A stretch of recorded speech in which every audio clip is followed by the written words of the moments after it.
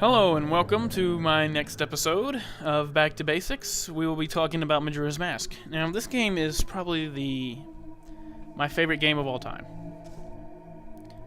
I like Fable, I like Doom, and I loved Ocarina of Time. Don't get me wrong, Ocarina of Time was amazing. But Majora's Mask, it didn't feel the same as any other Zelda game out today. It feels darker, I could say that. And it has a more original story, in my opinion, than the other Zelda games. They seem to do the same thing. They all seem to do the same thing. And I wanted to see, this game doesn't really have that same cookie. I mean, you only see Zelda maybe, once in this game. And it's in a flashback. And, I mean, you just don't get to that same story out of it. You're still playing as the same character, but it's a totally different feeling. I feel like I can watch Link grow as a character in this game. I mean, he seems frail at the beginning, almost. You know, getting tricked by the fairies. Not really tricked. A horse knocks him off and he gets knocked out. All that stuff. But as easily as the Skull Kid got into his head in the beginning and transformed him into this thing, the Deku-Skurb. And, you know, seeing him grow and get his original form back and, you know, help all these people and Link grow pretty much as a person in this game. It seems different than the others, and I love it about this game. When you do a quest and you get this mask that you've worked so hard for, and you feel a better sense of accomplishment than you do in other games where you just, you know, you go into a dungeon, you get this thing, and you get a new heart, and you get a, you know. This game only had 4 dungeons.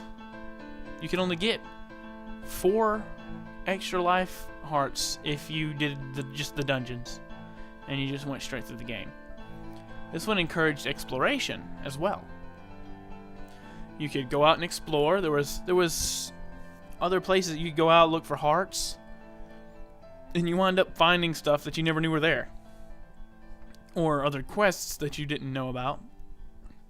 And this game it pretty much required you to play more than once to beat the entire. It required you to start the 3-day cycle over numerous times to go back and do stuff. And every time you did, you felt a little bit more sure of yourself that you could beat the Skull Kid until you finally got everything and beat him. And it was fun. I loved this game. Not to mention, like, everyone had their own tight little schedule that they fit into in this game. Everyone was at a certain place at a certain time, or they weren't, depending on how you reacted and what you did, or how you talked to the person. Not really talked. Link doesn't talk, really. How you interacted, basically. What kind of mask you wore when talking to someone would invoke a certain emotion in that other person. Or they might just ignore you completely, I guess. You know? They'd just be like, this guy's an idiot. But still, I mean, and the little side quests, like the merchant side quests, where you'd go around to get all the pieces of heart for trading title deeds and the moon tier. You can only do that if you did the other side quest, which was to get all the bombers, to play hide and seek with them and get into their lair. But that's the kind of stuff I'm talking about. And then, like, there were the darker atmosphere in terms of the game overall. The game had a bit of a darker sense of humor than the rest of the series.